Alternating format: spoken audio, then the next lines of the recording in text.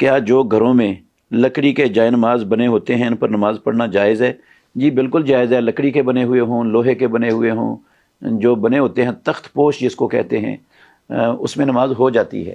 اصل میں نا بعض لوگوں کو ایک شبہ پڑ گیا ہے۔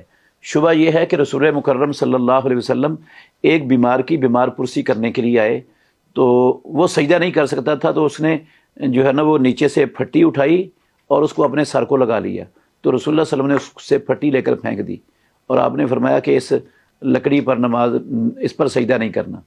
پھر آپ نے دیکھا کسی مریض کو وہ تکیہ اٹھا کے سر کو لگا رہا تھا، آپ نے تکیہ لے کر پھینک دیا اسے، تو آپ نے فرمایا کہ اگر سجدہ نہیں کر سکتے تو رکوع سے تھوڑا سا زیادہ سر کو جھکا دیں، یہ سجدہ ہو جائے گا، باقی نیچے سے کوئی چیز اٹھا کے سر کو لگانا، لکڑی یا تکیہ یا اس طرح کی کوئی چیز، وہ جائز نہیں ہے۔ تو اس سے کئی لوگوں نے سمجھ لیا لکڑی کے اوپر شاید نماز پڑھنا جائز نہیں ہے۔ بھائی جان، لکڑی کے تخت پوش پر آپ بلا جھجک نماز پڑھ سکتے ہیں۔ خواتین نے پڑھنی ہوتی ہے گھر میں، یا آپ نے سنتیں پڑھنی ہوتی ہیں، یا تہجد کی نماز پڑھنی ہوتی ہے، یا نوافل پڑھنے ہوتے ہیں، وہ پڑھ سکتے ہیں۔